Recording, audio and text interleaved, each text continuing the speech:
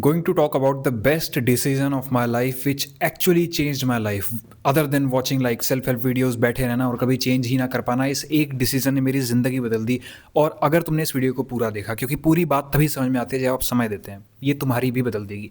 मैं अगर एग्जैक्टली अपनी सेल्फ इम्प्रूवमेंट की जर्नी का एक पॉइंट बताऊँ which changed everything was this. I was talking to one of my mentors, or rather you can say good friends, but मैं हमेशा उससे सीखता था, and he told me this one thing that changed my life. Change के ऊपर तो उसने बताया ही था, तुम्हें पता होगा, बट उसने एक चीज़ और मुझे बोली।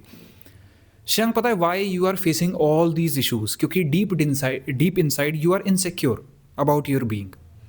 उसने डीपली समझाया कि ये चीज़ें मुझे कैसे असर कर रही हैं, and part of this I do on the calls as well, कि तुमको तुम्हारे एक्शंस डेली कैसे असर कर रहे हैं, like your internal world. And when I realise my internal world was completely distorted. I was having insecurities about myself, I was having fears, I was having doubts, I was scared and I hated myself to the core. Channel की first video ही उस चीज़ के बारे में है, how I tackle my self hate and how I am going to tackle my self hate issues. तो one of the best decisions that I took was definitely listening to that guy और अपनी ego को humble down करना। और उसके बाद जो real action था वो क्या किया मैंने, और क्या तुम करोगे तो चेंज होगा। एक पेज लो, इसके बारे में मैंने लाइव स्ट्रीम पर कई बार बात करी है। एक पेज लेना and right everything that you don't like about yourself.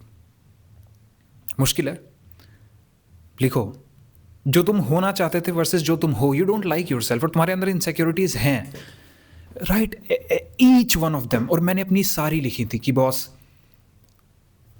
I am not able to take my stand because I was bullied in childhood. और जब गलत होता है तो ऑब्वियसली हम लोग एटिकेट वाले लोग थे, पढ़े लिखे घर से आते थे, तो घर पे यही समझाया था भाई 2 गाली खा लेना बट लफड़ों में मत पड़ना।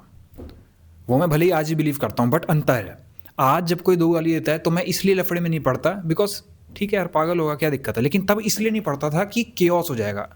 वो डर का अंतर है। आज भी मैं इग्नोर करता हूँ, लेकिन तब मैं डर से इग्नोर करता था।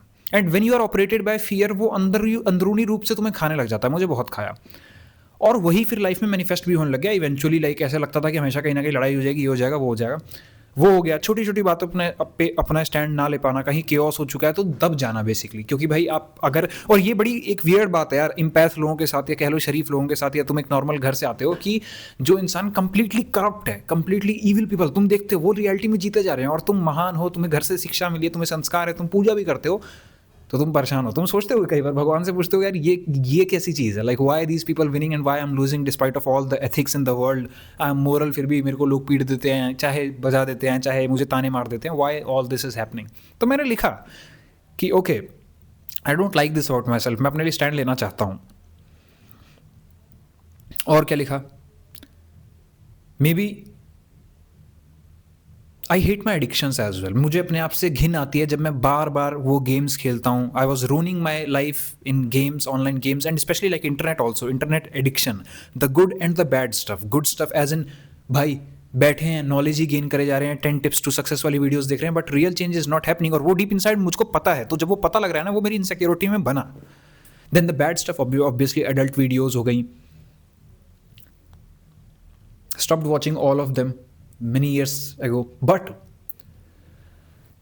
ये सारी चीज़ें लेके what exactly you hate about yourself, तेरी इनसिक्योरिटी क्या है। Then deep inside I never liked my physique as such, कि यार सेहत नहीं बन रही, यार सेहत नहीं बन रही। Then I had bad habits, कोई उठने का समय नहीं, कोई दिनचर्या नहीं, कोई रूटीन नहीं, और मैं हमेशा परेशान रहता था। और बहुत सारी चीज़ें लिखी, बल्कि डिटेल में जाता ही चला गया कि शशांक तूने बस ना वादे करता है बड़े बड़े, कभी पूरे नहीं करता। You talk a lot about your goals, but when it comes to action you just don't do। तो डिसिप्लिन नहीं है, तो कंसिस्टेंट भी नहीं है, एंड मोर देन दैट तुझे डर है कि सब कुछ खो गया तो क्या हो गया, बट तू खो रहा है रोज रोज। और वो मैंने अपनी सारी चीज़ें लिखी, कुछ बहुत पर्सनल चीज़ें भी लिखी, और मैंने एक चीज़ ठानी कि या तो इनमें से कुछ चीज़ों को मैं सुधार सकता हूँ और आज के बाद सुधारूंगा, नहीं तो मैं अडेप्ट करूँगा। परेशान होने का, अपने आप को बिना मतलब हेट करने का कोई सेंस ही नहीं है। या तो भैया चेंज कर लो या चेंज हो जाओ। इसके अगर तुम बीच में पड़े हो, you will keep on hating yourself. और इसके बाद मैंने एक एक कदम, मेरा जो कि फंडा फिलॉसफी मेरी लाइफ की यही है, change is always in the now and it's always incremental level पे चेंज किया हर उस चीज़ को जो मेरे रास्ते में आती थी, हर उस चीज़ को।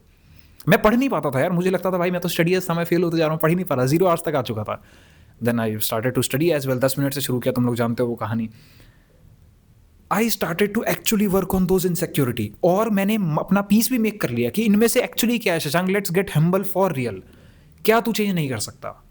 तुम सबके पास कुछ ना कुछ ऐसा होगा जो तुम्हारे अंदर है जो तुम नहीं चेंज कर सकते. 1000 बार कर लिया, नहीं कर पा रहे, तो क्या आप उसके पीछे परेशान रहोगे?